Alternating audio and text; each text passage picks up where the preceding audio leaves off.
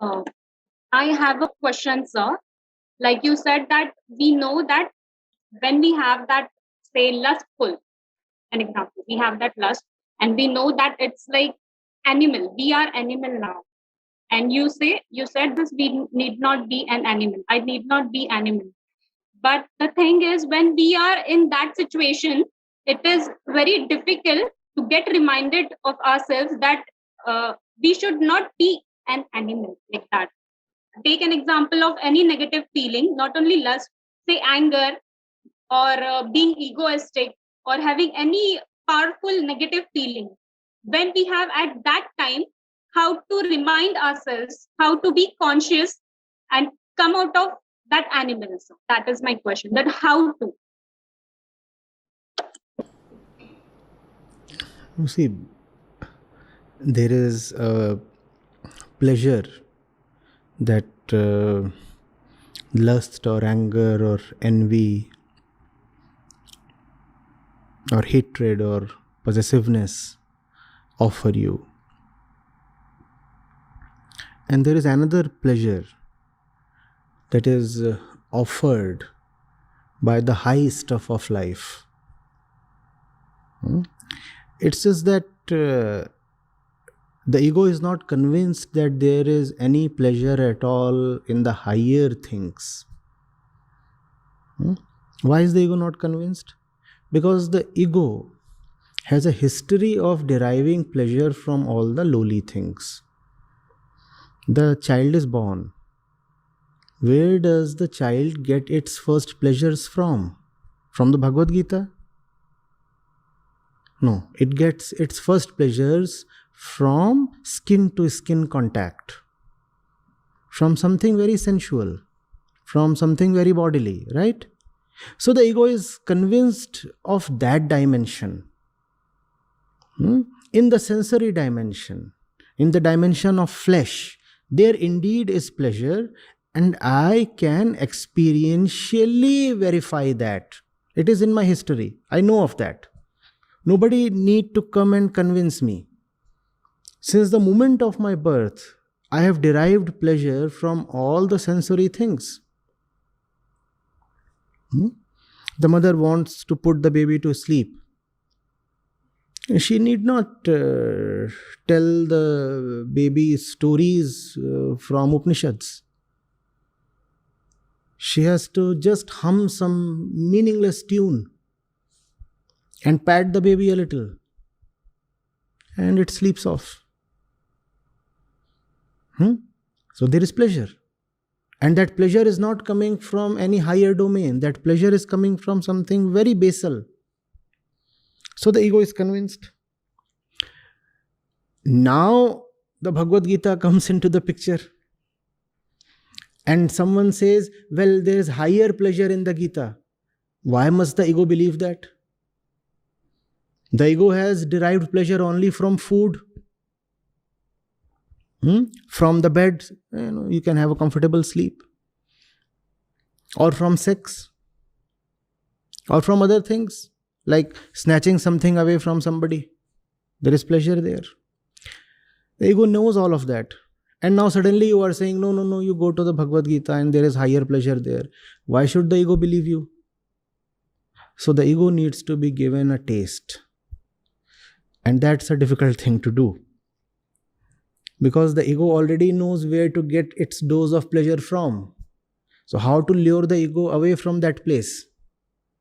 Something has to be done. Some trick, some method. Sometimes a little force has to be applied. Something has to be done. That's why the world of religion has been so colorful, you see. Do you see how colorful our religious practices are? Do you see how religious festivals have been designed to offer you pleasure, even to the kids? Throw colors on someone. Now the festival is arising from a spiritual core. But care has been taken to add an element of very normal pleasure to it, so that the normal public can be attracted. You come. And as you come closer, you find that now the spiritual core starts beckoning. So some trick has to be used, something has to be done. Somehow the mind has to be brought close to Vedanta. And once the mind has sufficient proof that pleasure need not necessarily come from all the lowly things only, it can come from a higher place too, then it becomes easier for the mind to make a better choice. Well, you see, there is pleasure in envy, greed, whatever, anger, lust, but there is pleasure in solitude, there is pleasure in reading something sublime. There is pleasure in singing the couplets of saints. Why not go for that pleasure? The ego is a calculator, you see. It calculates. It is very animalistic and it is very calculative. If you can display clearly to the ego that a higher quantum, a bigger dollop of pleasure awaits at a higher point, then it will be possible for the ego to rise higher. Otherwise, you can keep sermoning, you can keep lecturing. The first experience, that first glimpse has to be given. Sometimes that glimpse comes not by way of a book. That glimpse sometimes initially comes in the form of a person. A person stands in front of you, and that person is a living proof of spiritual joy or spiritual power. And then you say, well, there is something important, there is something rather magnetic in the personality of this person. How do I refute his fact? When Gautam Buddha was to deliver his first sermon, he started looking for listeners. There was nobody to listen to him. So he thought, to whom should I speak?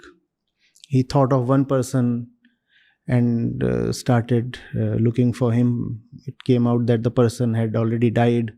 Then he thought of another person. He too had already died. The Buddha had been searching for more than a decade. And in that period, people had expired. And then he thought of the 5 chaps who had abandoned him when he was rejecting the path of severe austerity, kaya klesh. So he said, why not go to these people? And they were my good friends and they were good listeners.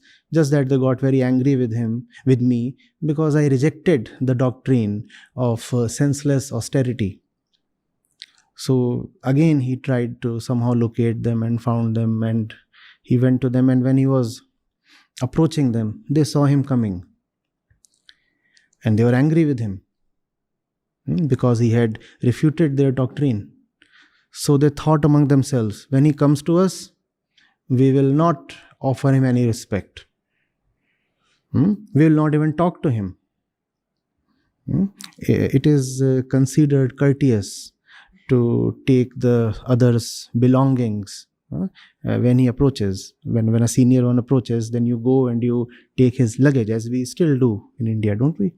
So they said to each other, when he comes close, we will not offer to take the luggage or whatever stuff he's carrying.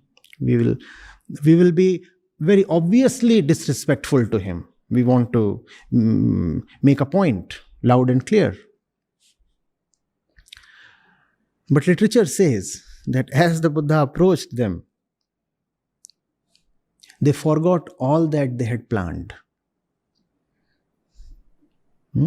It was the sheer weight of his personality that made them bow down. And they bowed down to him, and they offered him a decent place to sit. And he sat there, and they had nothing else to ask. You know what was the first question they asked? What did you do, sir, after we left you?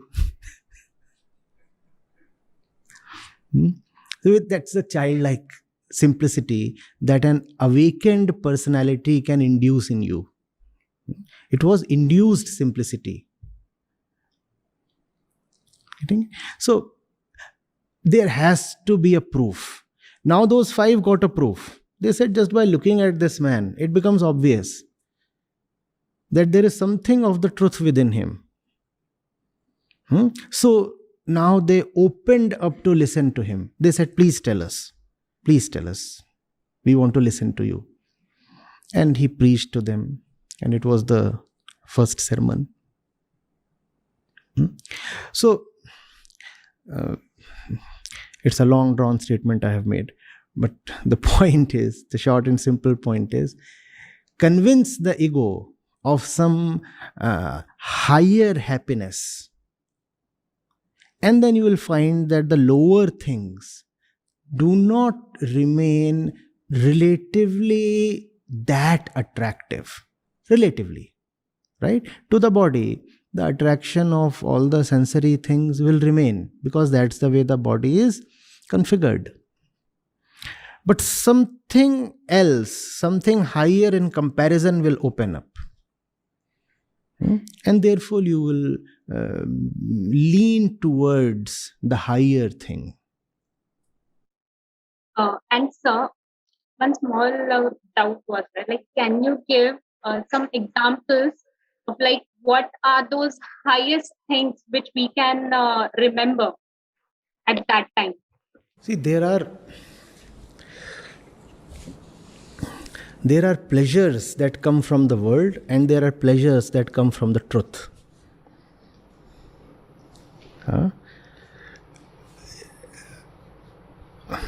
You sing a beautiful couplet, very insightful couplet. Insightful, yet very simply put. And there is a deep pleasure there. It's not as if there is pleasure only in making merry, eating and frolicking and such things. Right? There definitely is pleasure in all those things, and those pleasures we share with the animal kingdom. But there are pleasures exclusive to our species, pleasures that only we can enjoy. So, when you, for example, are witnessing the conversation between Krishna and Arjuna, there is a deep, subtle joy there. The joy of understanding what is going on. The joy of seeing how Arjuna's condition resonates with yours. And how Krishna is able to very simply and yet very tactfully communicate to Arjuna who he is and therefore what he must do. Right? This understanding is something very unique to human beings. And in this understanding, there is that higher pleasure called joy. So, look at the world, look at your condition. The internal training must be to try to understand. And you understand when you are not lost, when you have the intention to know, and that is called attention. The intention to know, attention. And then you do not need those little filthy pleasures. Equally, those little pleasures actually now become little to you. Therefore, you do not despise them either, because you cannot despise something so small. And then things are put in their place. It's not as if you started your question by talking of lust. It's not as if you read the Bhagavad Gita and you will totally abstain from sex. That does not happen, and that is not supposed to happen. It's just that the thing is put in its right place. The thing is put in its right place. By the way, that was also the content of the Buddha's first sermon. He told those 5, Obviously the ones who are living lives of relentless consumption are idiots. But look at you five. You have chosen the path of starvation. You have said we want to simply kill the body through starvation.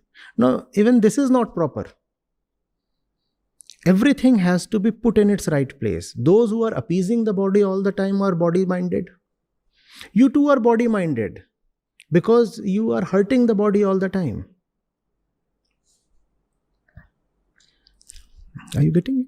So when you know of the higher thing, then everything else falls in its proper place. And that's the yardstick of your humanness, the depth of your understanding, in which there is deep joy.